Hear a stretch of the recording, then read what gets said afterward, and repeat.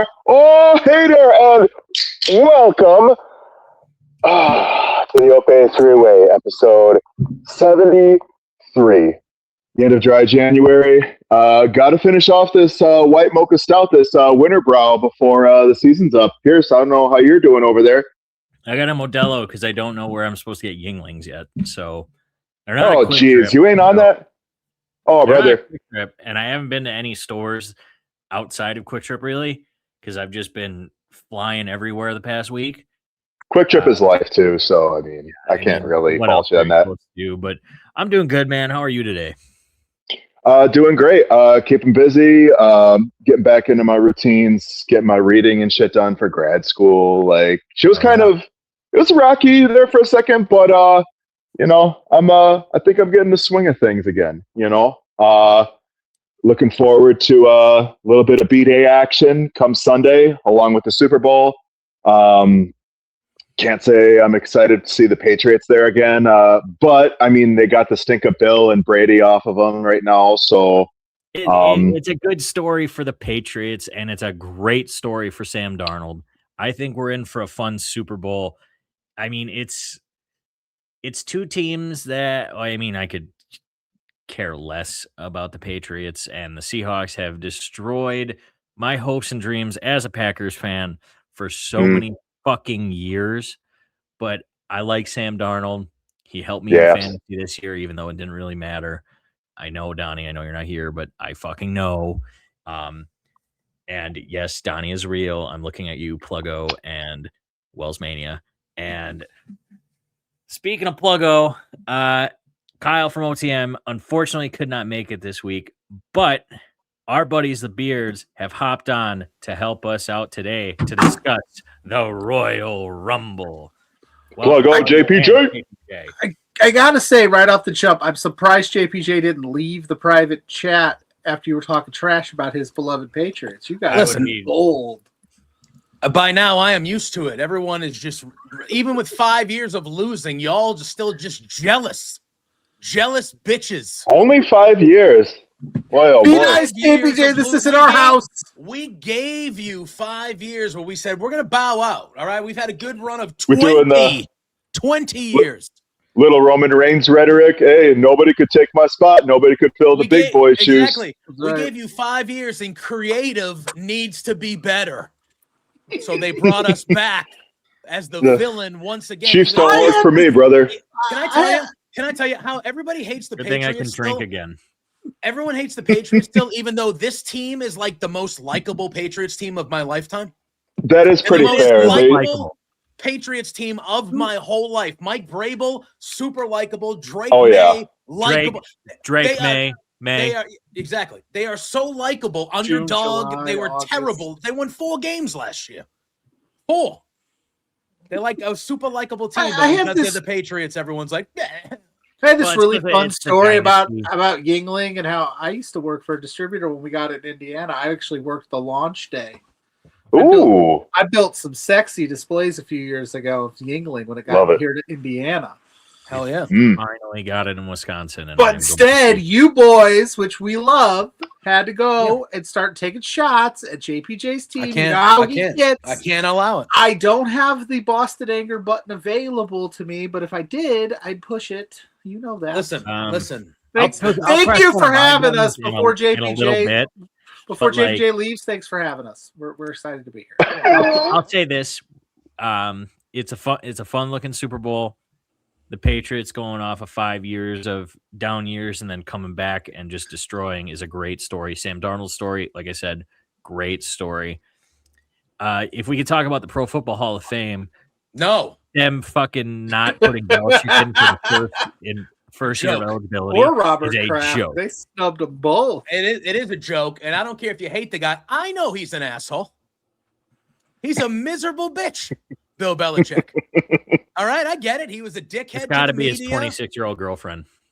I was whatever. Yeah. That probably helps his case. I'm not saying. Yeah, imagine without. Holy fuck. Yeah, whatever that is whatever that is. All right. Obviously, it's gone too far a little bit. I think he's given her too much of the reins. But he's an 80-year-old man. He's probably never thought that he would sniff anything close to that ever again. I can't. Whatever. All right, you know. He's got 8 rings, but 20 seasons as a coach. You know, the greatest coach in NFL history. He's the greatest. If he is not a first ballot Hall of Fame coach, no one is. No one. Whether you like him or you hate him, and trust me, a lot of Patriots fans, even though he's the best coach ever in our opinion, most of us didn't like he was a curmudgeon. He was just pretty the best. Curmudgeon-y, yeah. He was just the best. That's an embarrassment. But and I'm not even speaking as a Patriots fan. I'm speaking as a football. That's an embarrassment to the Hall of Fame. It's a joke. That's an embarrassment.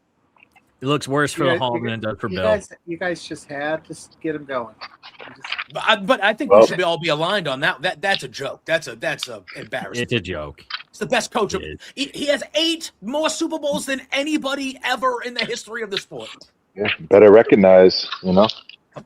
Listen, I'm just happy that you Wisconsinites are here, considering it's the eve of losing your mayor, Giannis Antetokounmpo. He's not getting traded. He's not. Listen, I think you guys are okay.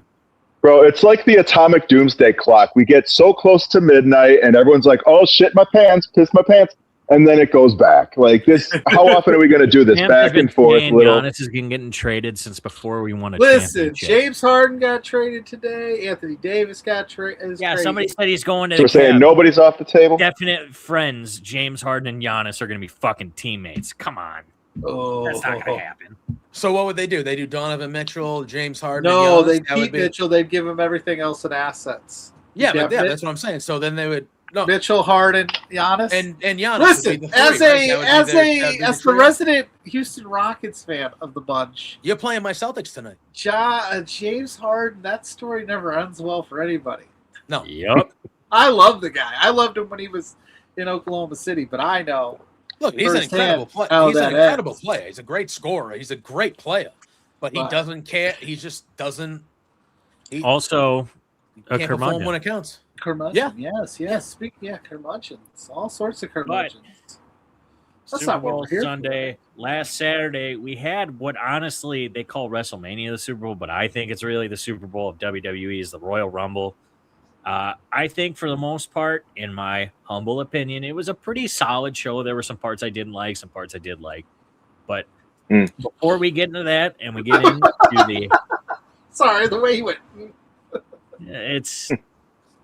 It was a middle of the road rumble, but a rumble is still something positive for the most part. Before we get into that, guys, do you guys want to say who you are for the people, even though you've been on, I believe it's your 3rd time on the show. Totally forgot.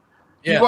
Well, I just came in screaming, so they're like, who the hell is this guy? Well, I am Pluggo, and that is JPJ, and we do a little show over on Love Wrestling called Between Two Beards every Thursday night at 8 p.m. Eastern. Over at Love Wrestling CA on the YouTubes. And yeah, we've been here so many times that we just start talking like we own the place. So sorry about that. Yeah, it's 2 for 2. Oh, it's 2 and 2. Oh, hey there. Hey there. Wow. Oh, hey there. How you doing? By the way, Brandon, I gotta say, I find myself saying that all the fucking time now. As you should. In my head, I'm at work and I'm just like, oh, hey there. And I'm like, God, these Ope-Eh guys, love them. But yeah, got to represent. It's our beautiful Wisconsin ass. I opened the Royal Rumble post show with Ella J saying, "Oh hey there, shout out to our Ope-Eh 3-way guys," because I just was in my head. You guys are everywhere, man. I mean, rent free. I love it. Free. And that's how you guys come in. You kick open the door like. You own it rent free, and then you just start talking. I own every room I walk into. So. Speaking of rent free, for the record, I didn't start talking about football. Y'all started talking shit.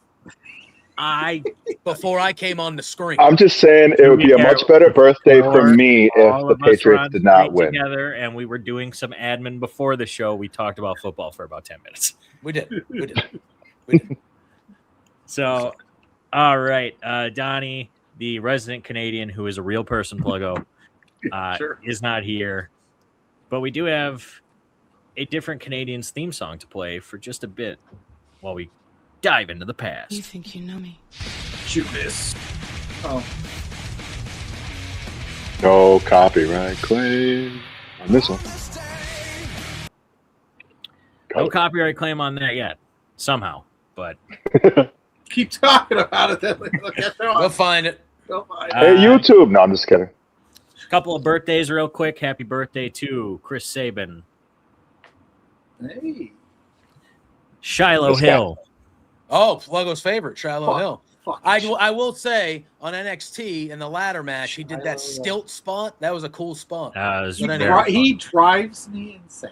Yeah, I won't derail your show with that. He's the craziest person ever, and I find it extremely entertaining. And happy birthday to the TNA World Heavyweight Champion Mike Santana. Yeah, spin the block. That's the only time I'm saying TNA is these 2 times. That's it, Brandon. That's it. Today, maybe. We'll see about it, though. TNA! Keep it going. I see clearly. 2023 Vengeance Day, Gallus would win the NXT titles, tag titles, in a 4-way featuring the champions at the time, the New Day. I forgot they even held the NXT tag titles. Oh, yeah. I forgot about Gallus. I was like, that's not a bad Gallus? thing.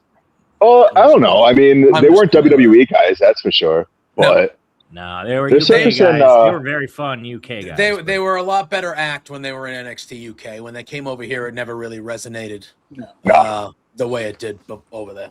So, also in the match, Pretty Deadly. Miss Elton. Yes, boy. Kit Wilson has the greatest theme of all time. Wish you could see my hips right now. I love Pretty Deadly. I know obviously Elton is injured now, but like very underutilized for the short time they were on the main roster. They started using them when SmackDown got a little bit better, but Pretty Deadly is incredible. And Kit Wilson is killing it, doing what he's doing now. So yep. Yeah. And great on Kit too for really like giving that additional spruce, shall we say, to Elton after he came out and explained his injury, his absence. Yeah. Talk about how he really is prioritizing their friendship and their tag team. He's like, I'm just going to do the singles thing for a while. And he could still be like incredibly over by the time Elton gets back. But he still keeps Elton in a good spot. That's true brother right there. That's good brother. He was on the Van Fleet, interviewed him. And it's very good. It's like an hour and a half or so, but you can tell how much he cares about Elton. Like the whole time he's like talking about Elton and he gets emotional. Like it was a very good interview. I recommend it. Yeah. Good shit. Yeah. Real good shit. And the final team in that match was Chase U, Andre Chase, Duke Hudson. In the main event, Duke Hudson. Braun Breaker would win or retain the NXT title in a steel cage against Grayson Waller. He didn't look like a moron? What do you mean? Wait. Whoa. I'm not gonna. We got some time. But, Braun Breaker actually looked like he could do something competent. We got like a time. fucking idiot. Okay. Wow, that came from somewhere, eh? He's been waiting. I've been waiting all week. I'm gonna save some for beards, but I've been waiting all week to talk about this dog shit we had on Saturday. Say the bowl ain't kicked in yet, Jay, or is this like you mellow? Like this is Woo! Speaking of mellow, he's got like a Boston Vengeance Day happened on the same day, and the Wolf Dogs would defeat the Trick Mellow game to win the Dusty Classic. Who remembers the Wolf Dogs? Oh Lord, not fondly. I remember them fondly. They were great. They were all right. They were great. They were great. They're all right. When we interviewed Braun and Baron at SummerSlam in Cleveland, people were wolf dogging in the crowd, and they were both having like back and forth. Baron was like, "Let's get it back together, man." Yeah. Wolf dogs. And Braun's just trying to be like a badass, and he's just trying, but he's just like Baron was needling him the whole time. Yeah, stuff. Classic. Yeah. Not to drop names or anything. Brandon. I don't remember them fine. You know what? Hey guys, Brandon's the reason that Stephanie Vaquera's theme changed. If you want, here we go. Here comes the pylon. Here comes the pylon. That sucked. He's the one who said she needed a theme change, and me and Donnie are like, no, she doesn't. No way. Was it you? Oh, Brandon. Listen. Brother Man from Mustache Club says that both themes were bad. To be fair. But I did concur that this current theme is dog shit compared to the theme she had before. Which was good. Yeah. It wasn't great. I thought it was a good theme. But it wasn't great. I think this new theme has kind of hurt her aura a bit, if you want me to be honest about it. I that's how serious I think this is. Yeah. It's very bad. That match was a little... that match wasn't great either. Even though I love both those girls. But that match was not great. Good. It could have been a lot better, but I thought it was good for what it was. Yeah. I don't know. Raquel just has some bad luck when it comes to certain things. Like there's some spots in her big matches where it just like kind of looks like some weird little faux pas shit will happen. Like the chairs hated her that night. The tables hated her that night. Like throw that chair over the top. Brother, it was rough go. Yeah, she tried to post it in the corner. She posted in the corner. She went to go throw Steph into it, and the chair just fucking flew away. I was like, my God. Like nothing is going right for Raquel tonight, man. It was just some other business. Matches just don't work though. But I think either way, she wasn't winning the title. Brandon, I'm looking. Yeah, I mean, I saw the vision, but they're definitely leaning into her and Liv having issues. So I thought maybe there was a small chance. Because listen, I don't think it's even a debate, but she has clearly improved so much over the last calendar year. Raquel, if they were to make that, if they were to pull that trigger and make her the champion, it would be completely deserved and completely believable to me. Well, I was the one saying that it's basically like Evolution 05, right? Remember when Batista won the Rumble, like a win for Evolution. If like I'm champion as Triple H, that's great for all of us. If you're over on SmackDown doing your shit, beating up JBL for the WWE Championship, that's a win for all of us. That was kind of the aura, the vibe that I got from when Liv was talking with Raquel, because she was saying basically the same thing. Like, I can go, like, we could both be champs at the same time type shit, rhetoric floating around. And I thought they're going to lean into that a little bit more. Liv but is already a champ.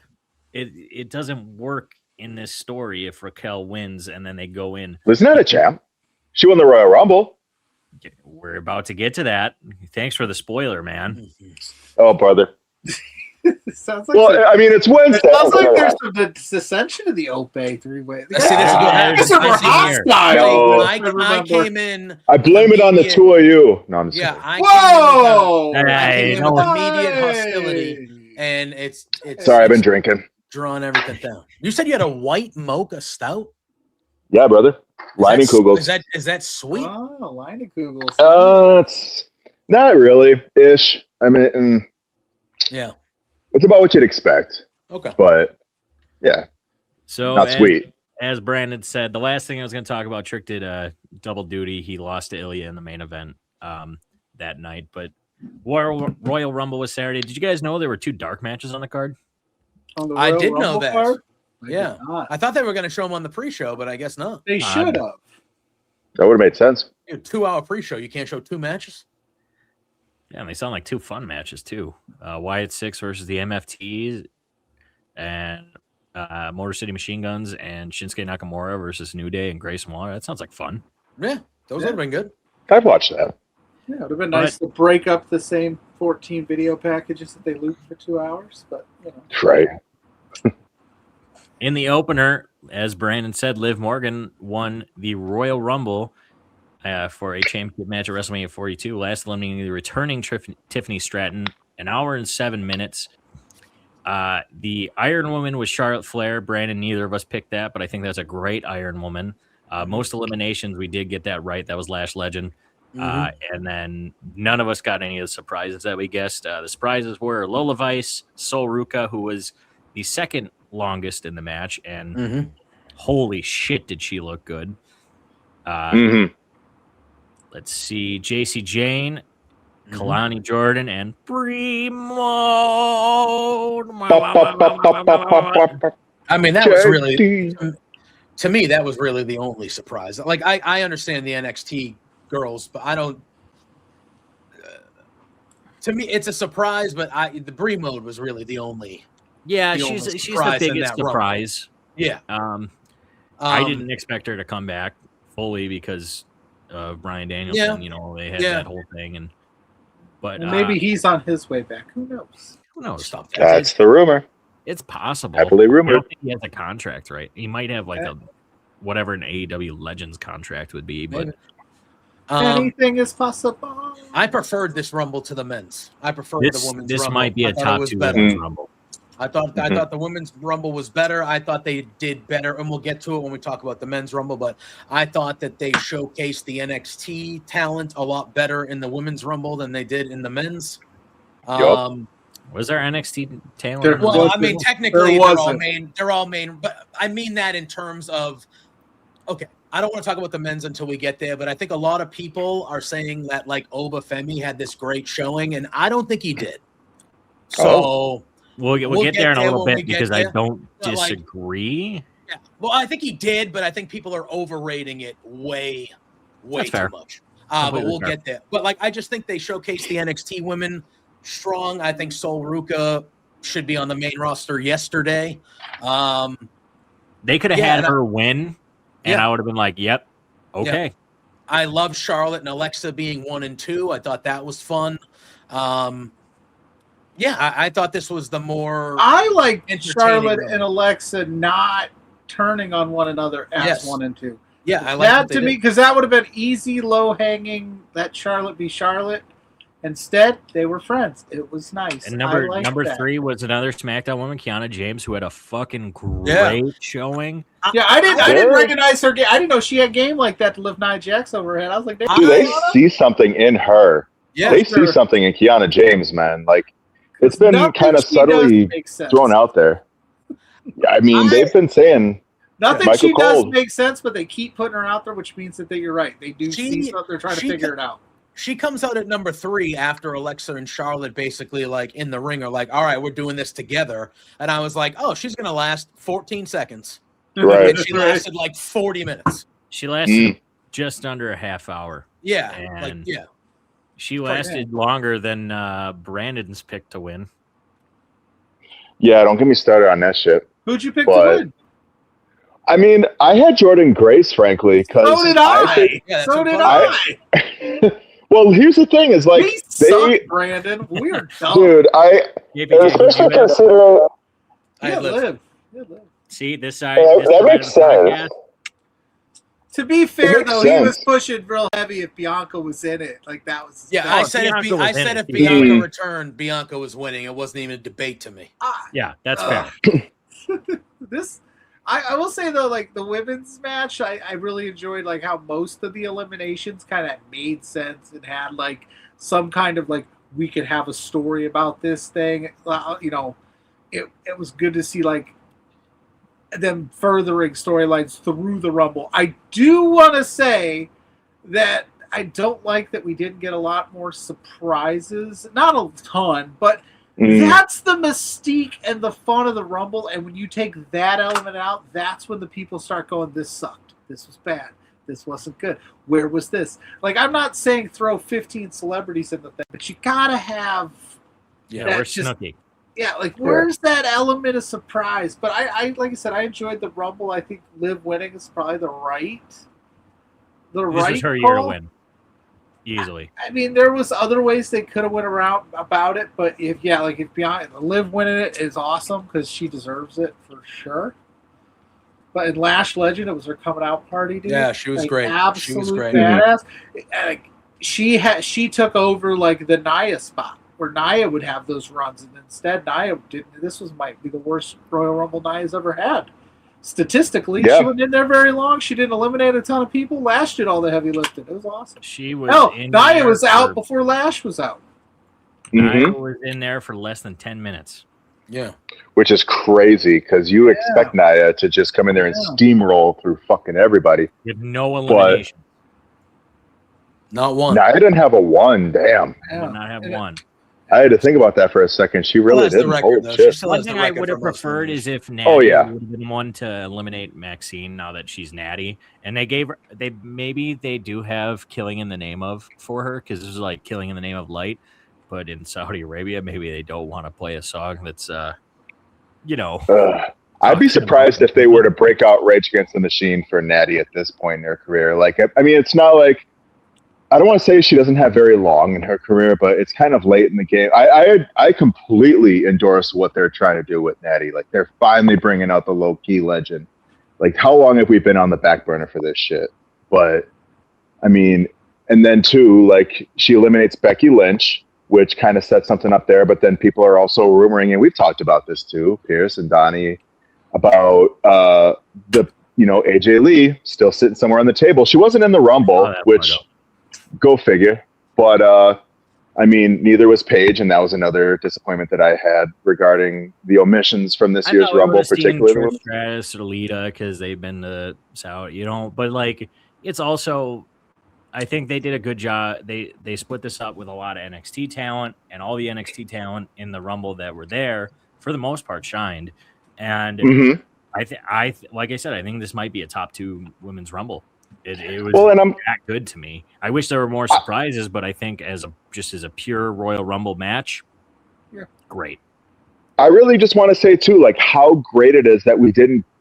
Not that I don't love seeing Trish on my screen, not that I don't love seeing Lita on my screen, but how great is it that we didn't get a lot of those like legends and throwbacks in the women's Rumble? Like it was all women who are in the here and now and women of the future who are in that Rumble. It really is just a reinforcement of that really strong prognosis, that really strong perspective that you get of the women's division in WWE. Like there's so many, and there's women that again weren't even in the Rumble that we could look at and be like, where were they? They could be on the horizon for all we know, right? There's women in NXT that are still like super strong that could be coming up here soon. Like there's a lot of good stuff going on in the women's division. Zarya? Yeah, Zarya went in there. No, but I mean, Cole being in the Rumble to move that storyline forward is a genius move. Mm-hmm. I agree. I didn't get to go to the Rumble. Well, I get it. Competitive, Pluggo. But we clearly know who the Shawn Michaels of the group is. I'm not saying Zarya's a Jannetty, but it's clear who the actual star is here. No wonder. And Zarya is going to kill her. I know before she leaves NXT. Well, I'll say, speaking of next week. Speaking of TNA, are they the Knockouts tag champs now? I missed NXT last night. They lost. Yeah. Alpha. Soruga accidentally hit Zarya with the Soul Snatcher. Weird. Crazy how that happens. Yeah. So I also just wanted to say TNA one more time. With my buddy Travis, and I was like, you got to watch out for Sol Ruka's finisher. And then when it was happening, I was like, dude, you got to watch this. And he's like, holy shit, that was awesome. Double in the Rumble. That was dope. Yeah. I don't know how you. Really good. She's really. She's got everything you ever want. Yeah. The final three was solid. The final 4 was cool. I would have liked Liv and Raquel to have a little bit more. Like it was a real quick elimination. But I get why obviously I wanted Liv to eliminate her because it set up what we got. But yeah, I think they did pretty much right by most of the people in the women's Rumble or the women's side. Yeah, there was I didn't have any gripes really. Except for Jordan Grace, unceremoniously get tossed out. I felt like Jordan Grace should have at least been Final 4. I would have liked to see them. I would have liked to see them. And again, I'm biased because that was my pick, but I also know what value she could bring to the roster. And if you let her also have not Lash Legend run, but something where she just looks super dominant and it takes a few people to throw her out. We're like, oh, we got to worry about her. But especially she's been bucking up to Jade Cargill for the last couple of weeks. So she, the WWE Women's Champion. Yeah, if you're watching SmackDown, they are presenting it that she is potentially the number 1 contender, or she's going to fight Jade next, and you don't have her look dominant at all in the Royal Rumble, and if she fights Jade at the Chamber, let's just say for the women's title. You could have had a story where it's like, oh, Jordan Grace, the person who eliminated 10 people and was in the final 4 of the Rumble. Now she was just a regular, schmo, but a regular. There was nothing special about her. I was going to say a regular schmuck. A regular eliminations or something like that in the Rumble, but she kind of got unceremoniously dumped. I fully agree. Yeah, there's a couple. There was that, but we got to do. All right, in the next match, Gunther would defeat AJ Styles by technical submission. This was the only thing. Oh, sorry, go ahead. I don't know that AJ Styles must retire from his WWE. They kept saying WWE career, but who knows if it's his full career? We could see that, but AJ Styles must retire. JBJ, what were you saying? I was saying this was the only thing I actually liked on the show. I was all like, this was the only thing that I was try like, this again. Okay, like I enjoyed that. That went the way I thought it should go. Yeah. This was excellent. I trying to do the Bret Hart here. Yeah, Gunther is a living legend. I thought it was a choice. They had Cena tap out, but AJ passed out. Well, Cena, I think he needed to tap out because the whole never give up and him finally giving up is a way bigger deal. JP, did you even listen to his interview? Did you listen to the interview with Cody? God, you even watch wrestling? Yeah. I thought the John Cena thing ended perfectly. And I thought this actually ended perfectly as well, if you want my honest opinion.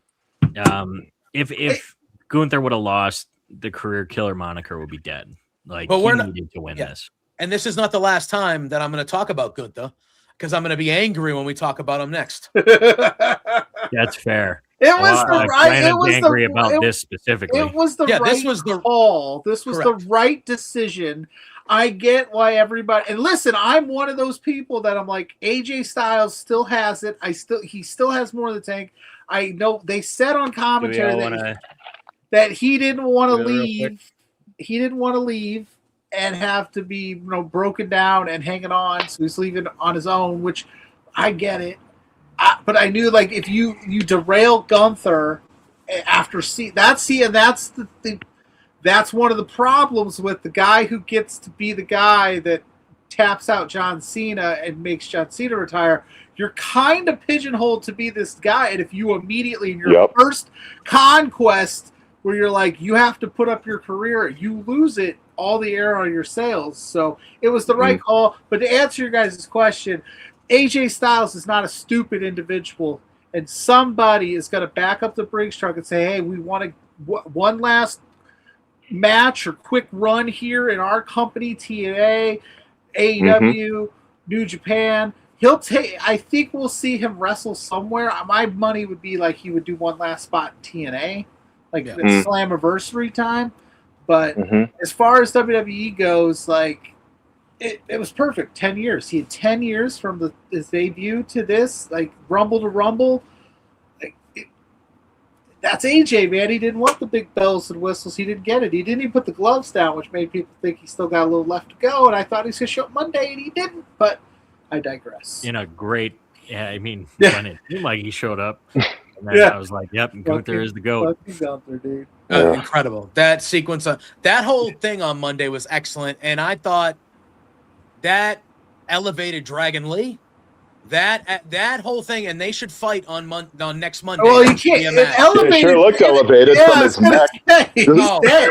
Dragon Lee's dead, graphic. brother. No. Graphic. If you mean elevated to the heavens. No, I mean, like a big boss man style elevation, or I was all in on that whole thing. I thought that was a unbelievable troll job by Gunther, and then I thought the stuff with Dragon Lee was excellent. It's going to lead to a match that Dragon Lee's going to look great. He's not dead. He's dead. But for them, it was a fun continuity too, because Dragon Lee has been outside of the AJ Styles bubble since they lost titles, but him just coming out and being like, I'm gonna. The fact that you're not paying Dragon Lee's his respects right now and saying like, hey, it's sad to see him go, and like that WWE doing a hanging spot like that with the sleeper, that's gnarly for them. Like that's a they don't do stuff. It almost looked like a Renaissance painting. I was so pissed. I had to explain to my children what that meant. Damn you, WWE! Parent my children better.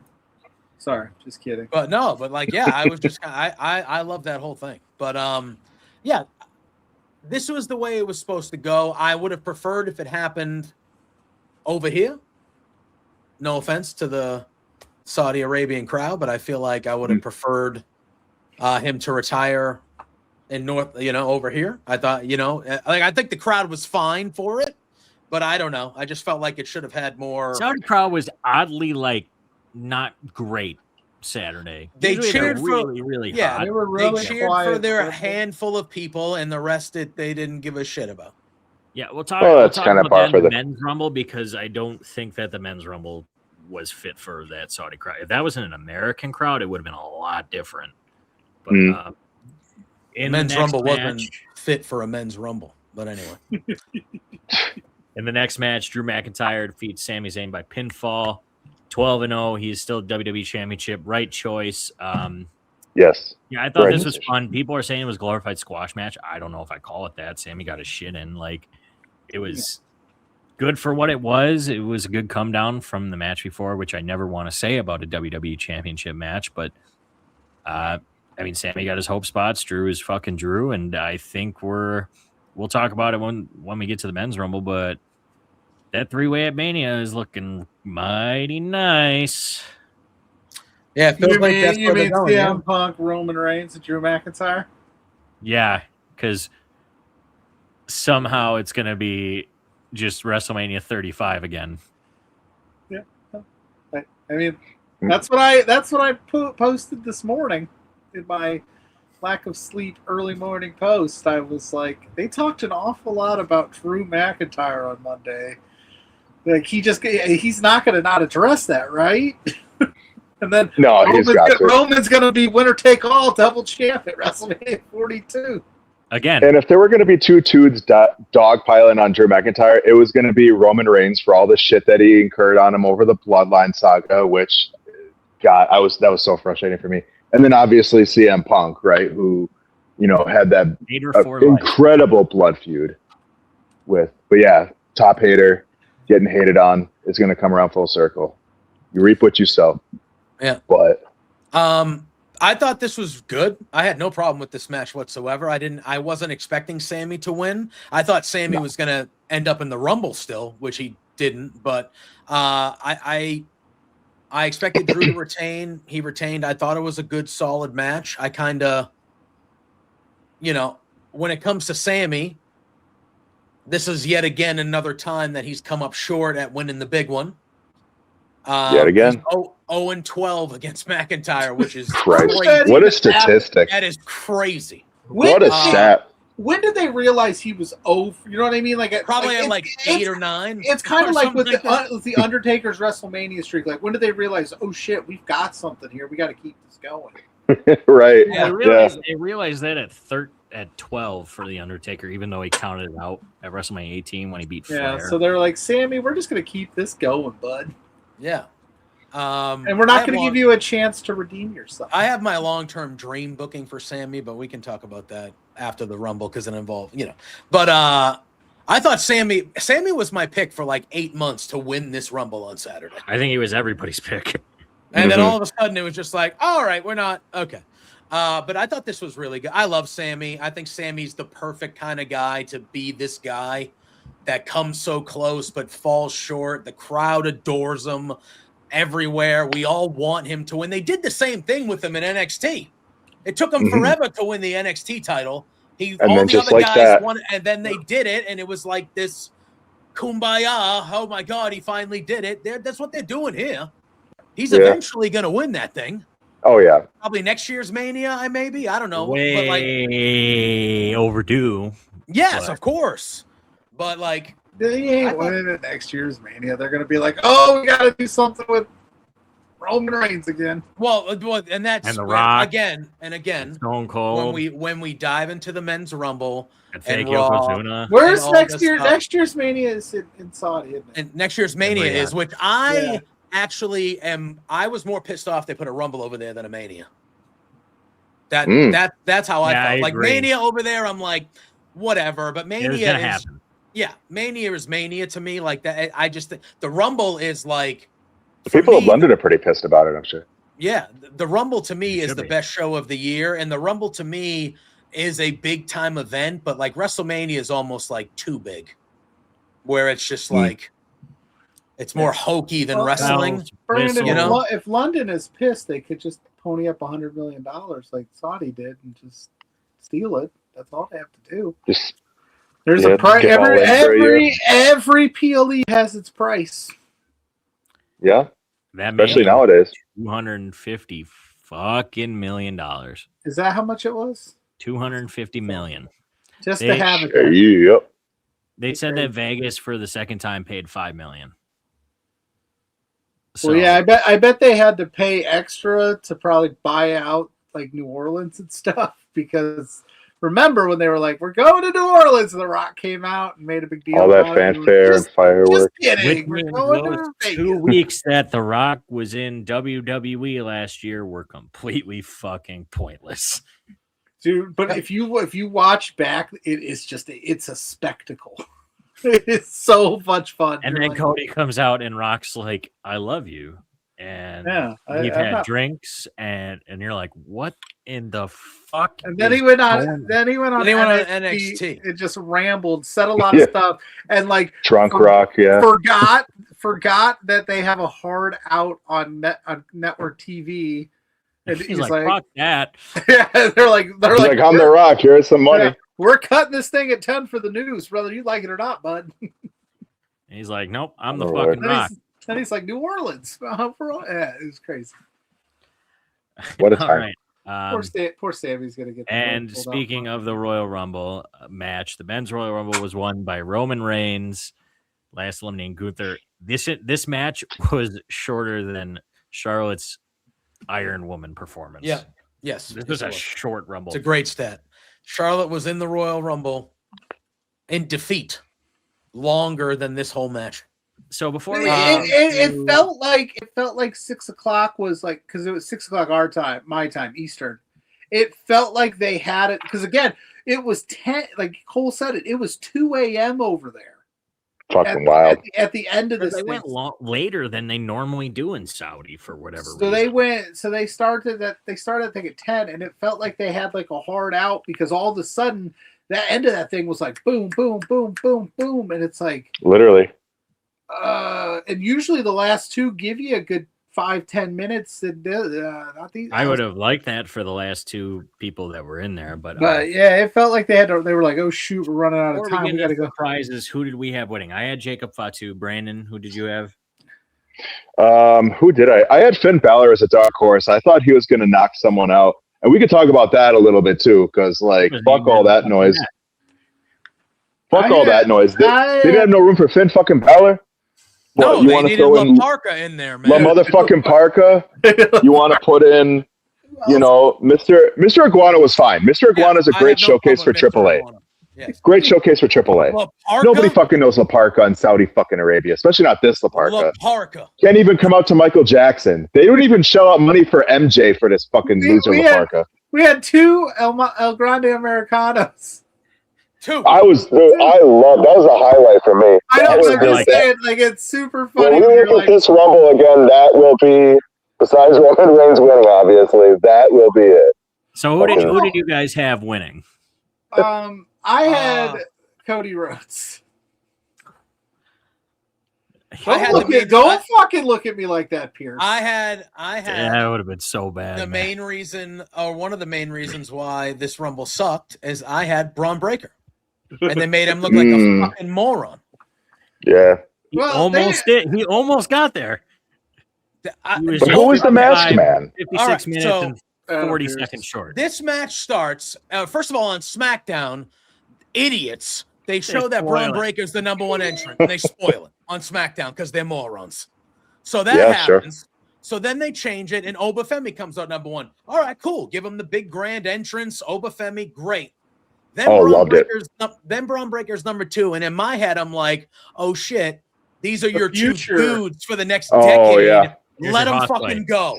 Let them go." Because they've done that the past few years. They give you that like kind of a dream match or that fun, like we had Bray and Penta 1 and 2 last year. We had like 1 year it was the Usos, right? I think they went 1 and 2.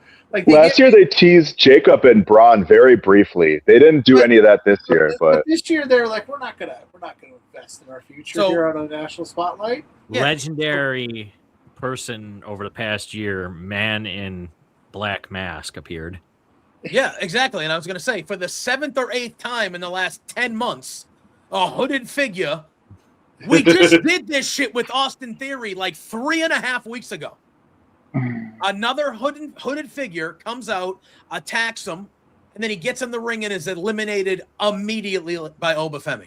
And it's like, okay, that is, this guy should have beat CM Punk on that Raw like 5 weeks ago, and you have absolutely killed Is this the adversity he needs to go through before we make him actually do something like you have made him look like, and not only like just losing matches, which is whatever, you've made him look like an idiot. He looks like a moron. Wait till he loses to Seth Rollins at Mania. Woo. It's just, that's what's coming. It's baffling to me. And it's just this. Well, the issue that I specifically had with the Masked Man thing was the way that they presented it. That person, that figure, has a exclusive issue with just Braun, right? Like if it was a Vision Hunter, or we're trying to destroy if it's Seth Rollins, he's trying to take out the Vision. Why didn't he go after the rest of the Vision members? So now it's like, who within Braun's group? Adam Pearce. I guess you could go with Seth. It's like, who has this beef? And then, of course, we didn't pay it off. We haven't paid it off yet. And it's just like, it just dragged the shit out. And also, why not do this? This is the thing that I didn't like. Because we've seen it in years past. Why not have, and I get it, it's for the Masked Man, it's a one-up. But why not just write it where the dude just beats his head and then somebody takes the spot? And that way, at least you save some kind of face where he didn't even enter. But now you're like, yeah, you got 10 seconds.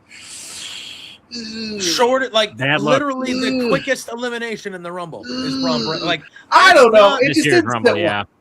That's dude. This guy was out promoting CM Punk multiple weeks in a row. He was like supposed 2 months ago. He was supposed to be at WrestleMania wrestling CM Punk. Like, I thought instead that was the plan for a long time, but then Something they shelved Cody right? Roman 3, which is smart. And I mean, you know when we need Cody Roman 3? Like 3 years from now. We don't need it anytime soon whatsoever. Yep. When Roman's ready to hang it up. That's what I'm saying. I got a theory on why where we're at right now. And again, theory. Yeah, because we're gonna talk through this Rumble first. Not of all. an Austin theory, Brandon. No, I have my thoughts on how we got to where we got. The business that happened at the end of Raw was excellent.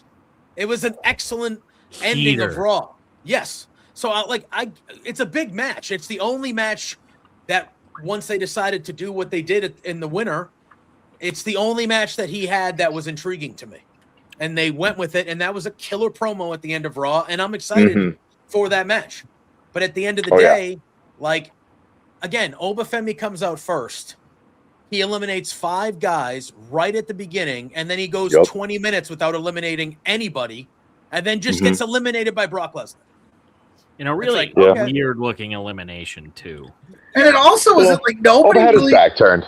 Nobody really focused on Ope either after those 5, right? No. There wasn't like 3 or 4 guys trying to throw him out. There wasn't like this collective, like, we got to get this son of a bitch out so then that way we can win this thing.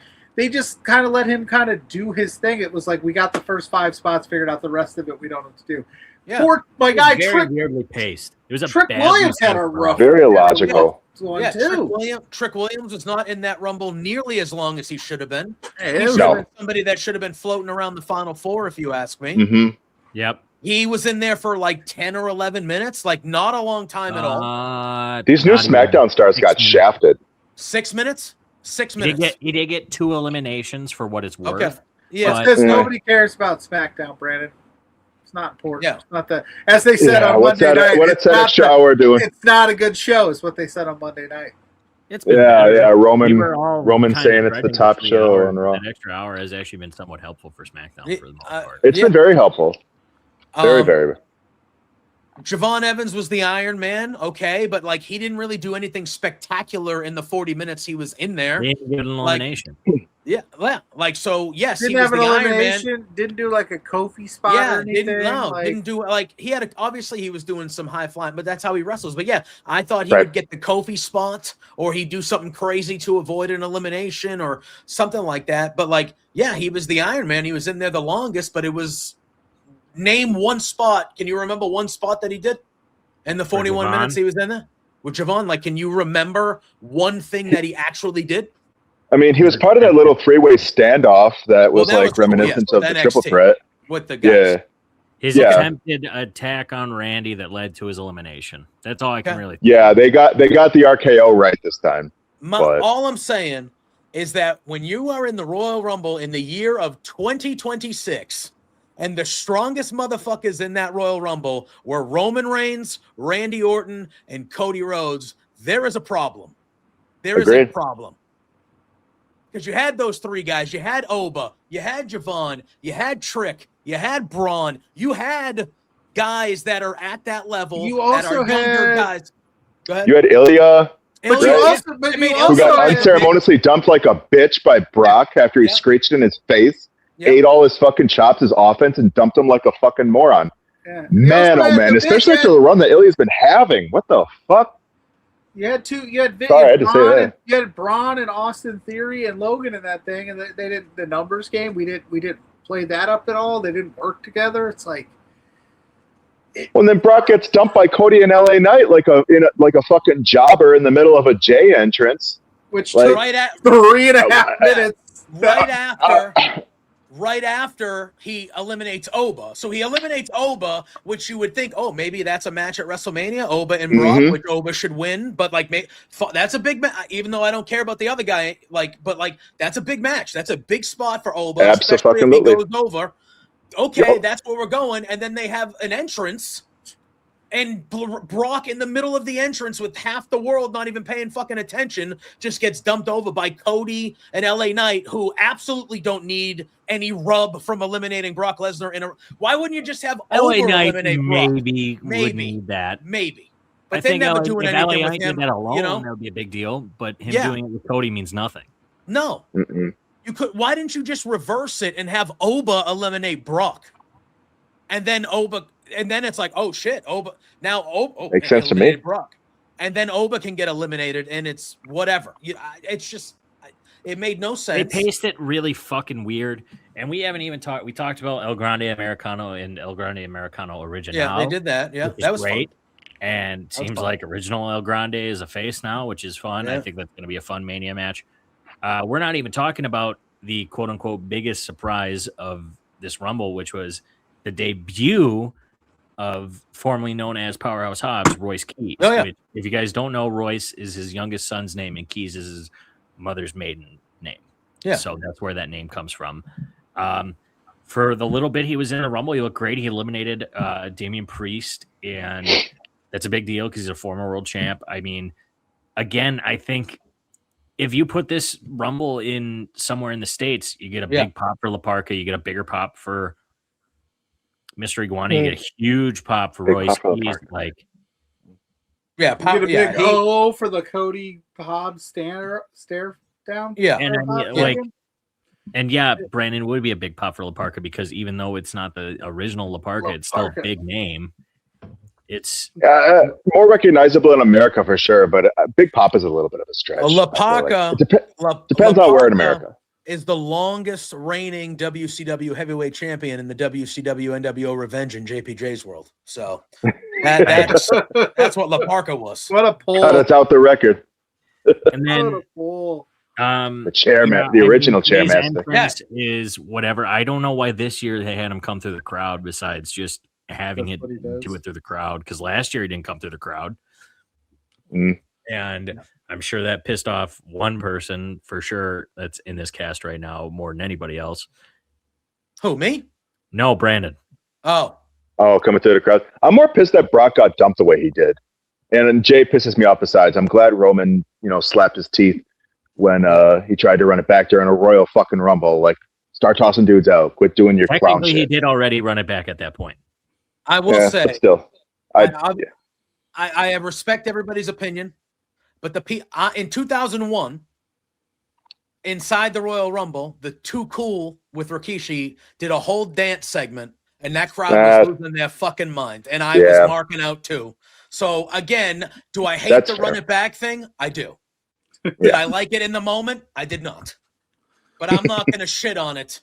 Because 2001 JPJ was like, hell yeah, Too Cool. You dance your asses off in this Royal Rumble. So I'm not gonna. That's fair. I'm not gonna. It's it's not for me. It's not for me. It's not for me. I just didn't like that. it felt like Jay getting down to that ring ate up the whole minute 30, but it also felt longer than minute 30. And then he, like, my thing with that is like, yeah, take your time, be strategic. Like when the Miz came out, right? The Miz comes out, he runs down, then he stops, goes, I ain't getting it right away. I'm going to wait a second. Like, respect the clock. Cause like, I was just like, get down there, Jay. Don't you want to get in the mix and win this thing? Or like, and again, I felt like it was 3 minutes, 4 minutes, like that he got down there. And I'm like, well, that minute 90 is like that 90 seconds thing is that ain't happening. Somebody timed it. It was like 2.5 minutes. Right. Because I, for the first time ever, I tried to like post about every entrant. I was like, I'm going to do it. I'm going to do it. My thumbs were killing me. And some of them I were like, what the, feels less than 90 seconds. His, I'm like, I got all the time in the world. I could write a novel. I don't know. I can let my thumbs rest. I don't know what's going on here. But then, we get going through at 30 and you're like, oh, because I thought Sammy was going to get the spot. In the Rumble, but I also was like, I would have figured he would have came out before 30. So like, I was thinking that Jericho was going to come up, but I guess he's still under contract at this point. So he's working the shit out of us, dude. He's going to show up tonight, I bet you. At AEW. And then, and do you have one of your breaking news? Should I put up a no? My whole thought process on this was like it just feels. Everybody kept saying it's going to happen. It's going to happen. It's going to happen. Here's what it's going to happen. It's going to happen at the Rumble. It didn't happen. He's still on AEW's roster page. Hobbs immediately, as soon as he left, was not. And I'm thinking to myself, like, in true Jericho form, he would try to goad us into thinking that he's coming back, and then he's just going to fucking show up on Dynamite or something, or at Revolution, and he's like, gotcha. Did you think it was coincidental that all these rumors started flying, and all of a sudden Big Bill and Brian Keith are getting TV time again? Gotta get them reps back in and get that learning tree going. Listen, I like to think like outside the box and crazy. So I'm thinking like he just swerved us all. We're all going to be like, oh, he's under contract for another 6 years in AEW. He's also on tour this month as well. Yeah. I don't know. I think that's also part of the reason everybody kind of like the Rumble. A lot of it didn't make sense, but we also worked ourselves up to thinking that we were going to get Chris Jericho. It was a fine Rumble that could have been something great, but they fucked up the pacing. I mean, now that we know it's Roman and Punk, assuming Finn doesn't win, which, it's Finn Balor. I love Finn, but like, it's never his time. It's going to be Roman Punk, which is the biggest match that they can and should do. I'm fine with it. I don't think Roman needed the Rumble win, but it's also like it's a lot better than 2015. I will give it that. Yeah, I yawn. Roman Reigns winning the Royal Rumble, yawn. And it's nothing against Roman. Roman is great, but yawn. It's a boring choice. It is exactly what WWE has done for the last year. It is safe. And we're going into like our 6th or 7th WrestleMania, where the main event is gonna consist of it's the same 6 dudes all the time. All the time. And again, it's nothing against them individually. I like them all. It's just the fuck. It's just like these people just showing up and like they can just literally go into the office and be like, "Hey, Hunter, can I get a title match?" And then it's right there for them, and nobody's surprised. But they need the Rumble as a vehicle to get that shit going. And I swear to Christ, speaking of Hunter and the Rumble, like I swear to Christ, he said on the Survivor Series post show, I believe it was Survivor Series, that Roman Reigns is bigger than the Royal Rumble at this point. So I get it. Like they need to push to get him in with Punk for Mania, I guess, to validate a main event spot. Rumble. This is like the 7th new era in the past year. He complains on the McAfee show about how the creative sucks and yada, yada, yada, and then he wins the Rumble the next day. And he's going to win the World Championship at WrestleMania. And funny how that works. I don't know anything. Okay, I don't have any inside info. I just call things like I see things. I don't dirt sheets. I don't read a ton of them. All I'm saying is that there's always that Roman Reigns politics his way into things, good or bad. I think all wrestlers do it. He says that thing on McAfee's show about the direction of the product. He wins the next day. In a weird way, I think they were like, we're going to keep this guy happy. And I think it's part of it too, though. I think that there is some, hey, go on McAfee's show, dog creative a little bit, say you're the best thing for the business, all this good stuff. And here's what we're going to do. But I'm just sitting there going, yeah, he went on national ESPN radio there and just said how much this whole product sucks. We better keep this guy happy or he's out. We need him. Well, I mean, the way I see it too, like Roman talking about how people ain't taking the spotlight that he left for him, I feel like this is a good vehicle for whoever beats Roman Reigns. Could be Braun, could be Oba, could be a lot of different people, right? But I think that person who beats Roman is going to be like the next face of the company, effectively. That's the way I kind of see it, because he already put it out there in the ether. Yeah. And this is the greatest way, like, to get the World Heavyweight Championship into like a topper, listen to me fucking talk, a top tier, because this is actually, you talk about fun stats, and we're going to, we're going to see Punk finally actually main event to WrestleMania on night 2. Main event, Brandon. And also, this is the first time the World Heavyweight Championship will have main evented at WrestleMania since WrestleMania, 24? It's only the 4th time, because they main evented 20, which they're never going to fucking talk about. They main evented 21, which the match was fine, but the story leading up to it is a top 5 WWE story ever. And then WrestleMania 24, which was Edge Taker, which was fucking great, and had Charles Robinson running his little legs off. Yep. But it creates a lot of intrigue for Mania based on like the name values. But then I will agree with this, Jay. Like, let this be the last fucking year that we are so predictable with Mania. Like, I can't do, but it's not gonna be. It's Saudi Arabia's next year, so I'm like, we have to do they're 2 going years to Saudi because Arabia. next year's Mania is going to be even more predictable. Yeah, next year's Mania is going to be Cody and Roman again. And I know you said whoever beats Roman's going to be the next face. They're going to pick fucking Cody probably. And again, I love Cody. I love Cody. This is my thing. Man. A lot of people are saying that the Rumble is always used to build a star. It's not. A lot of the time they go with the quote-unquote safe pick to help build into Mania, which makes sense. This year, they probably should have went with somebody. I picked Jacob Fatu because, in my mind, we're going towards a triple threat at Mania because Cody versus Drew as a singles is fucking stupid because that feud's been going on since August. So if they want to keep that going, they have somebody else in Jacob Fatu who is also involved in this story. They could have gave him the Rumble win, which he fucking needs, and then had Cody weasel his way in kind of a tweener way, and a la Rhea Ripley and Shawn Michaels.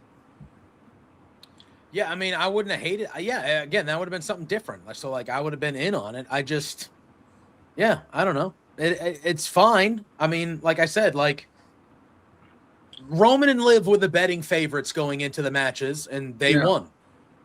They won. They went with the betting favorites. They went with the safe choice. That's kind of how they've been booking for the majority of the last calendar year. Is there hasn't been a ton of. There's still an opportunity. There's still an opportunity to make something happen. Obviously, Chambers coming up, but the the WrestleMania is supposed to be like the end of the year, like the final chapter type thing. Now, I know that they've kind of distanced themselves from that moniker and that kind of talk and saying more like it's just it's actually the start. But that's what I'm saying. Like Braun Breaker put in all that work. And it was like that year, Sammy and Roman. Like, I still sit on that. I look good now. I was like, we got Sami Zayn right there, but we're worried about maybe The Rock will be here. We're having these wrestlers that you get us invested in for all this time, and then at the last second, you're like, we're going to do Punk and Roman instead of Braun and Punk and make Braun Breaker a star at WrestleMania.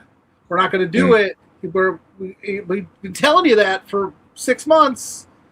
Just kidding. Roman's available. We're doing that. And they used the Royal Rumble, which should be used for, building some stuff to go, we got to make it make sense. But again, you could easily Roman just says, I want to show up, and we just do it. And that's the thing for me. Like, the night after Crown Jewel, you had Braun, and I understand it was because of circumstances because Seth got injured, but you had Braun Breaker spear Seth Rollins, the World Heavyweight Champion, kick him out of his group that he started, cement himself as the new leader, and he was holding up the World Heavyweight Championship.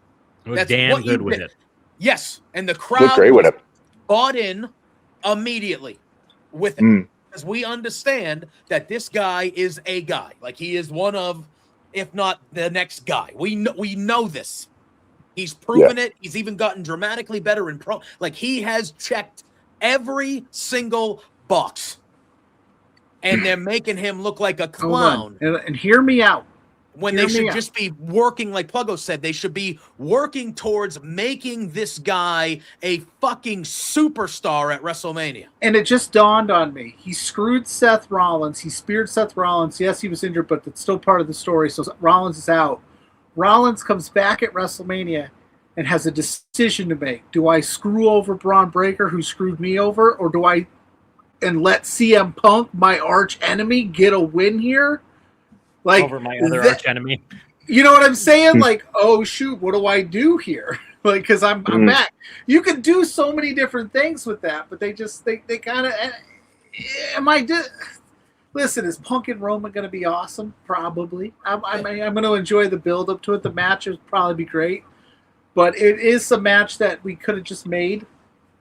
Yeah, Roman didn't need to win the Royal Rumble to get. He could have showed up on Raw on Monday and said, I want CM Punk at WrestleMania for the title, and he has the gravitas that the show would have just been like, okay. They and also pulled the rug out that was from facing Drew. Him even showing up on Friday and even confronting Drew too. They've really did that with both titles on Raw, because Liv didn't officially announce that she's going after Vicker, but she stood over her, laid out body, holding up the title.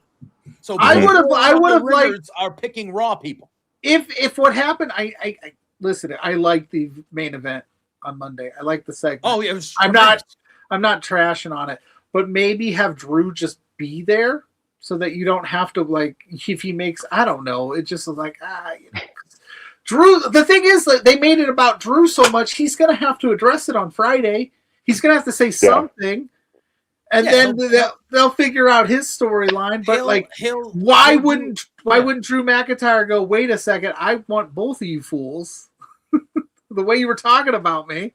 Yeah. I mean, Drew will probably come out. He'll cut a couple funny, snarky Drew lines, and he'll say, "You're lucky you're on the other show because I'll whatever. I'll claymore your head off." Yeah. And look at, again, like Pluggo said, the end of Raw was incredible. That was a great all-time Roman Reigns. That ending sequence, the whole thing was good. But that ending sequence where Roman just went off on Punk to end that promo, that is like one of the that is one of the best Roman Reigns promos ever. Would you say Punk made Roman look really strong? No, I think Roman.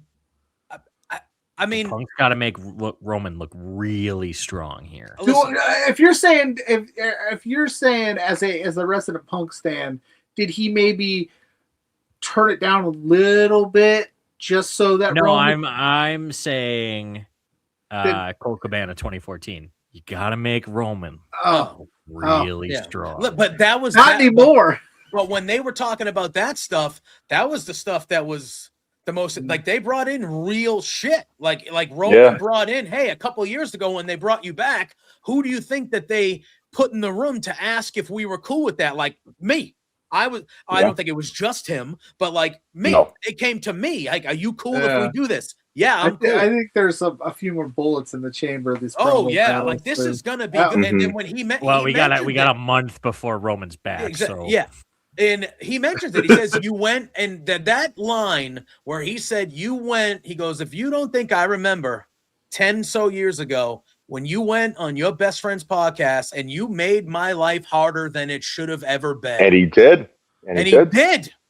Part of the reason why Roman got his ass booed out of every building obviously was the booking of being shoved down our throats as a guy that we knew he wasn't. Yes. Big dope. But another part of that was that podcast with Punk, because people 100%. Love Punk, and Punk went in. He didn't say shit about Rollins or Dean. He went in on Roman. That guy wasn't my choice. He's a fucking manufactured guy. He went really in on Roman. Those guys were like, you got to make Dean look really strong. Of course they fucking were. Who was the other choice then? I don't remember that. Did he get Chris Hero? He wanted Chris Hero. Yeah, it's Chris Hero. Okay, I couldn't remember that. One of his boys. Yeah. Looked fucking weird in that group. Yeah. They wouldn't have found a fucking flak vest to fit that man. Come on. And guys, I get it that it wasn't Punk's choice. It was the right choice that Roman Reigns was in that group. Right. He's the big look. Yeah. Come on. But that was real. And when he mentioned that, and then he brought in the little zoo, whatever, Z-Bros or whatever, like that line was good. Mm-hmm. And just the bringing in the I hate you, I've always hated you, and at WrestleMania you're going to acknowledge me. Yeah, it was excellent. It was just excellent. Yeah, it's a 13-year story that's been brewing, and not often do you get those. So I'm don't get me wrong, they could have went about it differently, but this is the correct choice for the Mania main event, 100%. And I mean, I think the WWE Championship's going to have a lot more of a fun road because all those guys will probably be here every week. I think Punk's going to have a little heater of a feud with Finn going into Chamber, and then that month and a half because Mania is super late again this year, which they announced Backlash is like 2 weeks after Mania again, which is not not a lot of time. They need to space it more. Like, what if they're not doing WrestleMania Money in the Bank in June? What the fuck are we doing? Like, is there going to be a June pay-per-view? Are they doing King Queen? It'll probably be over there. Yeah, it'll probably be back in Saudi. They're probably waiting to see if they can get an overseas thing or something. Throw something in there. Well, they did say Saudi Arabia is going to have like 3 PLEs this year. Some shit because they added Mania, so they're having their regular 2. Oh, this year? Or are you talking like this year? This year, yeah. They have 3 because including the Rumble. So I believe they have 2 more now. Oh yeah, because Crown Jewel could be one. It wasn't last year, but maybe Night of Champions. I don't know. Maybe you get Saudi WrestlePalooza. I have no fucking idea. maybe New Orleans gets swerved again and they put Money in the Bank back in Saudi Arabia. Oh my god, that would feel so bad for New Orleans. Yeah, but this year Money in the Bank is late this year. It's a weird slot. It's in August, which is a different after time SummerSlam. Yeah, so it's weird. Or is it after or before? It's in September. It's in September. Oh, that's so stupid. Way too late. But at the same time, I think it kind of works better because now SummerSlam is not so predictable where you got somebody with the Money in the Bank briefcase. And I think that helps SummerSlam. And then Money in the Bank's not on 4th of July weekend, which is always... Yeah. I think, if we were to rate the Rumble, I think I'm at a 6 out of 10. I think for the most part, but it was also some stuff just did not work. The men's pacing was just so fucking off that it just deterred from the entire event. Brandon, where are you at? Yeah, I wouldn't go maybe as low as like 6. Give it a 10. Low. I would say 6 is high. I would say 6 is high. Yeah, 6.5 maybe. Actually, you know what? Fuck it. I'm gonna say because there's a lot of things that we missed from the Rumbles, both men's and women's. I felt like much more so men's than women's. I think maybe like 5.5. Fuck it. I was gonna say, was the White Mocha Stout better or the Rumble? I'm always partial to Leinenkugels. I can't really. I can't speak ill. I can't speak of our local brands. The Cougs. For those who are interested. I used to distribute those bad boys too. Which, speaking of local brands, I'll be at an independent show this weekend. Great Lakes Championship Wrestling's Tribal Cheeks event because Rikishi. Christ, that name. Tribal fucking Rikishi front and center. Yeah, it's literally called. I was going to say that's what Pluggo calls Mrs. Pluggo, his Tribal Cheeks. Tribal Cheeks. Yeah, literally GLCW presents the Tribal Cheeks and Rikishi's big ass standing front and center. Brother. That's awesome. That'll be fun. Yeah, it looks like it'll be fun. Pluggo, what are you guys rating it? JPJ sounds like you're at like a -2, but well, look, I'm not gonna. I'm around that 6, 5.5, 6 mark. Yeah, like there was stuff I really liked, and then a lot of it's that women's match and the Gunther Styles match, and then the rest I kind of whatever. I would say we didn't even talk about Rusev getting eliminated in what, like 30 fucking seconds, and then sitting off to the side like send his ass off back to main event. Yeah, AEW probably wasn't that bad. He's probably thinking as he's sitting up against that barricade. Yep. Right. Yep. No Kit Wilson. Yeah. I want to redeem myself again. He's gonna have to work on it. Yeah, I gave it like a 4.5, 5. That's where I would be. I just thought it was like I preferred the Women's Rumble. I thought the Women's Rumble was fine, but like I didn't think it was like again like to. I never once thought that anybody but Liv was going to win that. Not once throughout that whole match. Like they didn't convince me that anybody else was going to win besides Liv. I mean, I thought that's it was just how I felt. Soul could have won with how they were presenting her. Yeah, I mean, I was holding my breath. Yeah, I don't know. So, but I mean, again, I liked the Women's Rumble. I thought AJ and Gunther was the best thing on the show. I thought the world title match was fine, but wasn't anything great. And I thought the Men's Rumble was not good. Like, I just thought it was openly not good. So I'd give it a 5. I would say a 5, like 5 out of 10. Like, again, WWE for the last calendar year hasn't been putting on bad shows. They're just putting on uninspiring shows. Agreed. They're not bad. Like, you're watching pretty decent to good wrestling. It's just the booking is just so safe and uninspiring to me. The least safe thing they did last year, well, they did 2 not safe things. I think we talked about it last time you guys were here or we were on your show, was Jay winning the Rumble last year because he was like not even in the top 10 odds, and I thought that was fucking awesome. Yep. And then Cena's heel turn. And, you know, the booking after the fact on both things was not great, but they made an attempt to do something not safe.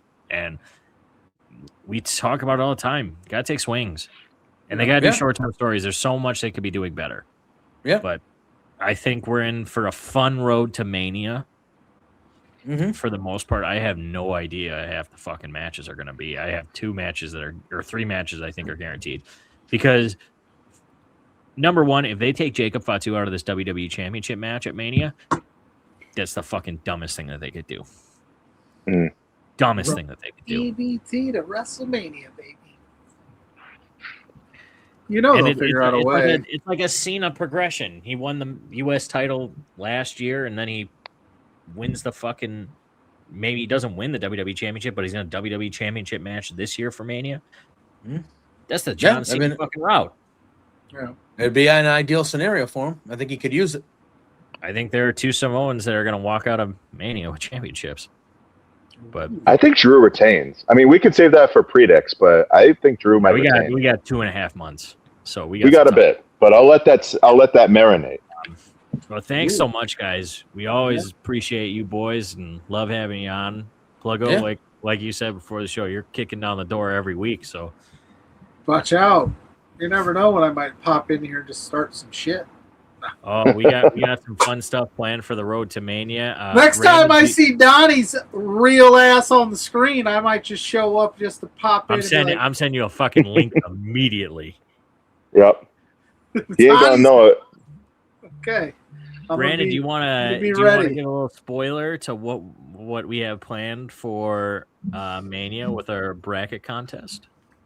Oh, so, I mean, I was just thinking, my idea was we look at, because we got 42 Manias, we can stretch this shit from March all the way to mid to late April. We just have guests on every week. We're looking at what was the best Mania of all time, and we break it all down bracket style because it's March Madness, obviously. We have folks kind of going each week over, like, you know, elimination style, take it down. With 42, like, it was a weird thing. So I'm thinking, like, you put 42 in there as sort of like a very late buy as a potential. Let it build up a little bit. Could it be one of the greatest WrestleManias of all time, if not the greatest compared to the rest? And then, obviously, everybody's favorite Mania, WrestleMania 17, gets a buy. But we're going to count it down as the weeks go along. We got the easiest way so many great folks. Top 32, so then it's a full March Madness single elimination bracket. I mean, shit, we could even just go balls out and put all 42.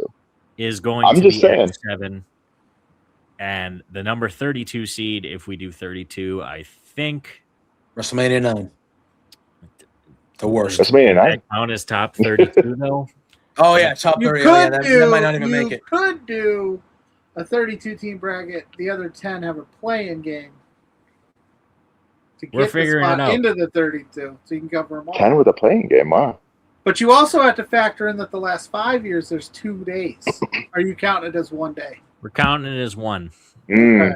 So yeah, that'd be a one. You could have playing rounds as a bracketology expert. Might be able to help you out. Might just have to cut to you every week, and here's Pluggo. That's right. Joe Lenardi of bracket. Yeah, Joe Lenardi. We'll have to pop this up. That's right. Breaking news. Yeah. Which you are known for on this show. Did anything happen on AEW? Did anybody? I haven't been paying attention. You have to JPJ. Andrade beat Kenny Omega. Holy fucking No, shit. he fucking did not. They are dude, that is clean. Awesome. No, not really. Swerve got involved. The Callis family. A bunch of stuff. Okay, but still, the referee got distracted. Callis threw the screwdriver in for Andrade to use it. Swerve came out to take the screwdriver from Andrade. The ref saw Swerve, got distracted. Andrade low blow, finish a move, pinned one. Does the Don Callis family know that there's other weapons other than the screwdriver available? Yeah. No. Okay. And then Swerve and Kenny were screaming at each other and had to get separated by security. So maybe we're going to get Swerve and Kenny one-on-one at Revolution. It's a big-time match. Hell yeah. That's a beast of a match. Because now it's going to be Andrade and Hangman at Grand Slam to determine who faces Max. That'll be a great match, too. The world champion, because I think Brody King is beating MJF tonight, and I think Brody King will get the championship match at Grand Slam and lose. But he'll get the championship match, and I expect it to be Hangman and MJF at Revolution. And then Chris Jericho shows up and faces. Could. And he's like, "You thought I was going to break walls down?" Yeah. Don't want it. No. Yeah. Gonna go for the ace. He's like, "I'm from Winnipeg, you idiots." But that was the big happening so far. Wow. Andrade beat Omega, which I did not see coming. I thought Omega would win that for sure. Awesome. I thought they were going to build to Omega versus Hangman here, but no, they're saving that. They got it. Saving that. I feel like you got to save that. They're doing a better job of saving it than fuck Cody Roman 3. That's for damn sure. Listen, I know I spent most of this time talking bad about the Royal Rumble. I get that, but I still am an avid WWE watcher. I love both companies. It's, to me, it hasn't even been close that AEW has been the superior product for like 8 to 10 months. From like booking stamp, just the way the show. Great 2025. Yeah, it's just they're doing things the right way. Whereas WWE's making more money than I get it, but AEW, I use that word uninspiring. AEW has been telling good stories and doing good things and building to matches that make you excited to see them, not just based off of the names. Yeah, absolutely. And that's how WWE has been booking. They're just like, let's get the 2 biggest names and put them together. Yeah. And there's not a lot of juice in the stories besides the fact, that's why I liked Monday, because Roman and Punk, there was juice there. There was juice there. There was realness. There was animosity, actual hatred. And like Pluggo said, they still got a few bullets left in the chain. Like they're gonna go at each other here on the road to this. That's why it's been a while. It's lately just been like, "Hello, I like money." For WWE, while AEW's like, "Hey, maybe the story's not great, but." And again, that's what happens when the company that bought you for $21 billion or merged or whatever. You got to start recouping that money. So what sells? You can't take as many swings. Like it's just, you can't go completely off the rails and try things because you have shareholders and you got to try to sell the most tickets. It's very money driven right now. I don't know if it'll ever get better, but yeah, this is where we're at.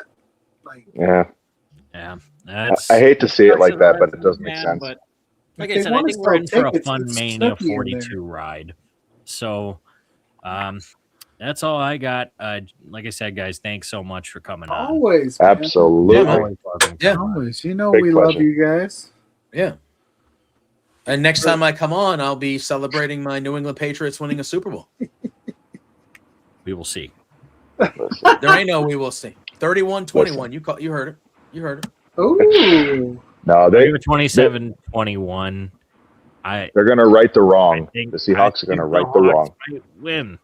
It's gonna be a close fucking game. That's the thing.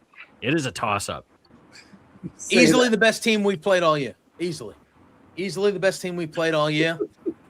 But I don't know. I feel like we got a young quarterback who he's struggled in the playoffs. He's been going against good defense, but I just feel like he's not scared of anything. Vrabel doesn't coach. He coaches like he's coaching a win always. I like the vibe of what's going on. And now we've had a whole week of everybody not picking us and saying that we're going to get.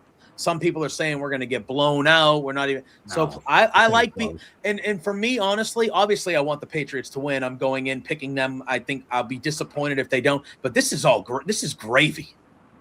We won 4 games last year. Like I thought they were going to win 9 this year, and I was like, that would be good if they went 9-8. They went 14-3, and they're in the friggin' Super Bowl. Like, if it's a competitive game and they lose by 3 or 6, I'll be disappointed and upset. But I have the greater picture at hand. I'm going to be like, this is a year early. Like, it's gravy. With that being said, we're going to win. But anyway. Before I ask Brandon if he has anything else, did you guys see that Vrabel was asked at Media Road today if this was a must-win game? And my man Dave Damashek asked him that. Is this a must-win game? What the fuck do you think? Yeah. It's Super Bowl Media Road rules. It's my favorite.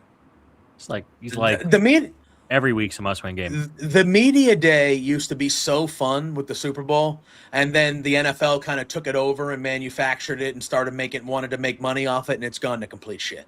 It was fun, but it used to be on so the fun. Stadium field. Yes, and they'd allow people to ask dumb questions, and they would allow that's like the dumbest question I think I've ever heard. But they would allow like it's a must-win game. Yeah, what it's now content creator. They allowed like non-football people there to ask, Brady like some ridiculous question that has nothing to do with, you know what I mean? Like it was fun. It was just kind of organic and fun. And my favorite was the guy who went up to Greg Olsen during the Panthers Super Bowl. It's like, I just want you to know that you're my favorite rapper of all time. And he's like, Greg. He goes, no. He goes, we're gonna release that. No. Goes, get out. Third leg Greg, baby. Yeah. Jesus H. But thank you, boys. If you don't know what that is, go look that up. Yeah, look up the 7-4 crew. It's so fucking funny. And it's so raunchy. It's just so funny. Brandon, you got anything else before I send this home? No, just wanted to kind of volley back to what Jay is saying. I'm pointing this way. Thank you very much, Jay. Thank you, Plug Up, both for coming on. We appreciate the hell out of you fellas. I'll be watching you a little bit later here, Jay. You said you got AEW post show coming up after Dynamite? On bodyslam.net. Yeah, I'm there every Wednesday with our pal Jose on the air, Jose Gonzalez. We do Dynamite Up. You can find me there every Wednesday. So obviously the main show is with my main squeeze right here, this guy.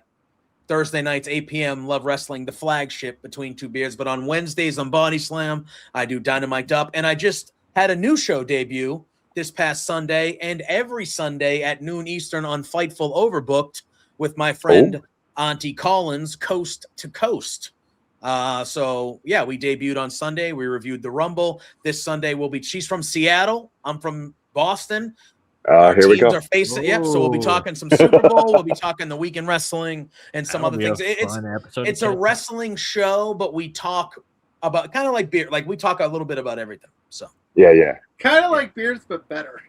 I mean, it's a different show. It's a different show. I don't know if it's better. I mean, but it's a. Do you have a better co-host on Sundays than you do? Auntie's the best. Auntie's the best of all of us. She's the best of all of us. She's the greatest. Hard to argue. Listen, if I'm second place to Auntie Collins, I'm doing something nobody is second place. I have plenty of room for. You said main squeeze, but I call you my main squeeze for a reason, Pluggo. I call you're 1A, everybody else is 1B. That's how that works. Yes, sure. I call you my main squeeze for a reason. No, but Big Star over here, go check him out. I appreciate that, but I am not. I still got to wake up and go to work tomorrow, so I am not. I think we all do. Yeah, you don't have to. We have free will. We don't have I also getting philosophical. We do have some bills that you don't have to pay those either, Pierce. You have free will to do whatever you'd like. Sure. What? Just go run around naked in the woods. Pluggo is saying right now, if you want to follow what he says, feel free. But we at the Ope Three-Way do not endorse that. We believe in capitalism around here. Listen, if you don't want to pay bills and go to work, you don't have to. No. You don't have to. Life just might be a. Listen. Guess what? I'm gonna. Oh, here we go. It's philosophy hour. You're on the Ope Three-Way. The Pluggo's philosophical minute. I got you. Listen, guys, the world. This is end times, man. Just live it out and enjoy it. We're in end times, guys. I don't know how the fuck we got seen what's going on over there. I'm so happy we did. Have we been paying attention to anything that's happening? This is the end. Breaking the seventh seal. This is a great movie, by the way. I'm going to give you my whole weight. But it's end times, bro. Just ride it out and enjoy it as best you can. You know? I will agree. This is the end. Is fucking. Oh my god! I'm going to swing to you. Okay. No, I'm going to swing. I'm going to give you my whole weight. You can hold my whole weight? Yes. Immediately drops him. Immediately drops him. I tried to save Aziz. Who has my phone? Yeah. Who has my phone? This is not a joke. Oh, this is awkward. Michael Cera just snorting cocaine out of and then Rihanna like fucking beats the shit out of man, good stuff. It's great. All right. I don't think we can end better. Thank you so much, guys. Make sure to follow these beautiful bearded men. And don't forget to follow us as well. Because thanks, as always, for stopping in the Ope Three-Way, your favorite podcast. Have a beer on us, and we will see you next time. Have a great